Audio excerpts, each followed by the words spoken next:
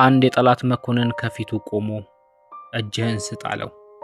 እሱ ግን ፈገግ ብሎ እኔ እዚህ የመጣሁት መሳሪያን ለማስረከብ አይደለም በማለት ሽጉጡን መዞ ግንባሩን መታ። ይህ ሰው የአድዋው አንበሳ፣ የፋሽስት ጣሊያን መክሰፍት ደጃዝማች ባልቻ ሳፎ ወይም አባ ነፍሶ ነው። ከቤተ መንግስት የገንዘብ ያዥነት እስከ ሜዳ ጦርነት ጀግንነት የዚህ ታላቅ አርበኛ እውነተኛ ታሪክ ዛሬ ወደ እናንተ እናደርሳለን። ደጃዝማች ባልቻ የተወለዱት በ19ኛው ክፍለ ዘመን አጋማሽ ሲሆን በምዕራብ ሸዋ ውስጥ ከኦሮሞ ቤተሰብ ነው።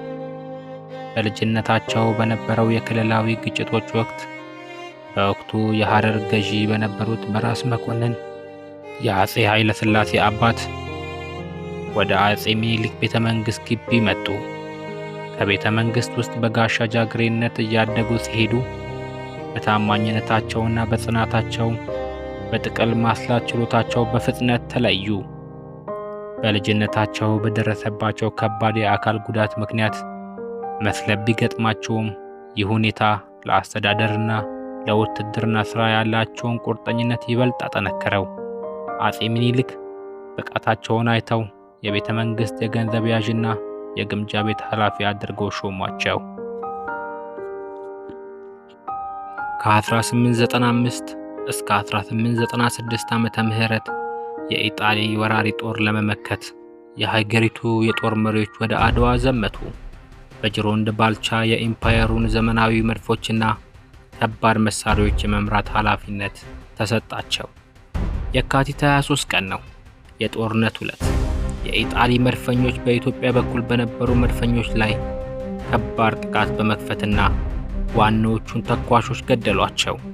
በዚህ አስፈሪ ሰዓት ባልቻ ሳፎ ወደ መድፎቹ በመሮጥ መሳሪያዎቹን በግል ቁጥጥራቸው ስር አደረጉ። ጥልቅ የሆነ የርቀት ስሌት በመጠቀም በጠላት ላይ ተከታታይና ገዳይ ድብደባ ሰነዘሩ። ይህ እርምጃቸው የጦርነቱን አቅጣጫ ለኢትዮጵያ ድል እንዲደላ አደረገ።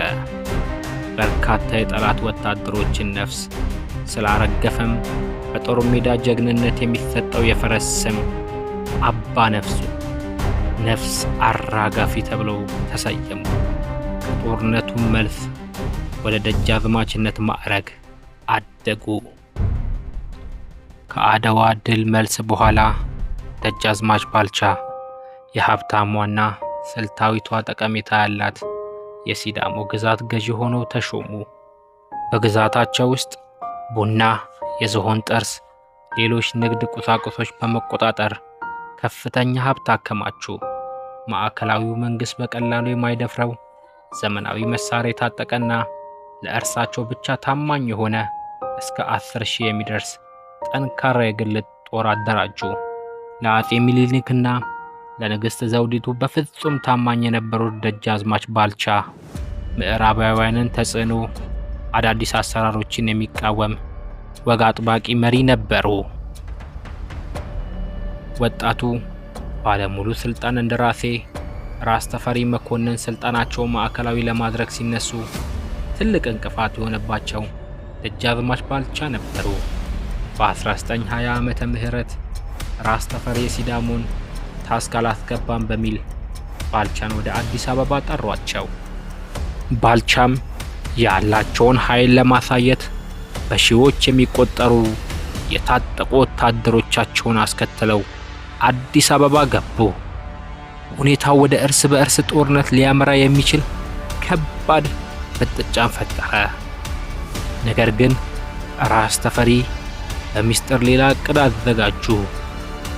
ደጃዝማች ባልቻ በቤተ መንግሥት በትልቅ ግብዣ ላይ እያሉ ራስ ተፈሪ በአዲስ አበባ የነበረውን የባልቻ ጦር በትልቅ ገንዘብና በደሞዝ ጭማሪ በመግዛት መሳሪያቸውን እንዲያወርዱ አደረጉ። በዚያው ምሽት የአዲስ የሲዳሞ ገዢ ሾመው ላኩ። ደጃዝማች ባልቻ ከግብዣው ወጥተው ሲመለሱ ሰራዊታቸው መበተኑን፣ ከስልጣናቸው ያለምንም ደም መፋሰስ በብልሃት መነጠቁን ተረዱ። ሽንፈታቸውን በጸጋ በመቀበል ከአዲስ አበባ ወጣ ብሎ በሚገኘው ገዳም ውስጥ በቁም እስርና በጸሎት ተቀመጡ። በ1928 ዓመተ ምህረት ፋሽስት ኢጣሊ በድጋሚ ኢትዮጵያን ስትወር የ70 ዓመቱ አዛውንት ደጃዝማች ባልቻ ሳፎ የፖለቲካ ቅሬታቸውን ወደ ጎን ትተው ሀገሬ ስትወረር እኔ ገዳም አልቀመጥም በማለት ዓይናቸው በዕድሜ መግፋት ምክንያት በደንብ ባያይም ወደ ጦር ሜዳ ተመለሱ። በአዲስ አበባ ዙሪያ በሸዋ አምቦች ላይ የደፈጠው ውጊያ የሚያደርጋቸው የአርበኞችን ጦር መምራት ጀመሩ። የጣሊያን ጦር የአሮጌውን አንበሳ ስም በመስማት ብቻ ይደነግጥ ነበር። ጥቅምት 27 ቀን 1929 ዓመተ ምህረት በአገር በቀል ከዳተኞች በተደረገ ጥቆማ ደጃዝማች ባልቻ ከላኳቸው 2 ታማኝ አገልጋዮች ጋር አዲስ አበባ አቅራቢያ በጣሊያን ጦር ተከበቡ። የጣሊያኑ መኮንን እጅህን ስጥ አላቸው። ደጃዝማች ባልቻ ግን እኔ እዚህ የመጣሁት መሳሪያዬን ለማስረከብ አይደለም በማለት ሽጉጣቸውን መዘው የጠላት መኮንን እዚያው ግንባሩ ላይ መተው ገደሉት። ወዲያው እሳቸው 2 አገልጋዮቻቸው በጠላት ጥይት ተደብድበው ሰማዕትነታቸውን ተቀበሉ። ደጃዝማች ባልቻ ሳፎ አባ ነብሶ ለሀገር ክብር፣ ለነጻነት፣ ለሉዓላዊነት እስከ መጨረሻ ሰዓት ሳይበገሩ ያለፉ የኢትዮጵያ ታላቅ መሪ መልክም ናቸው። አሁን ያለው ትውልድ ከአባቶቹ ድል ብዙ በመማር ቂመኝነትና ጥላቻን ወደ ጎን በመተው ለሀገር ፍቅር፣ ለሀገር ሰላም፣ ለሀገር አንድነት በጋራ መቆም አለብን። አባቶቻችን እርስ በርስ ቂም አልተያያዙም። የሀገር ክብር የራስ ክብር ነው። እናም ሁላችንም ለሀገራችን ክብር በአንድነት እንቁም እላለሁ። ቪዲዮዬ ከተመቻችሁ ላይክ እና ሰብስክራይብ አድርጉ።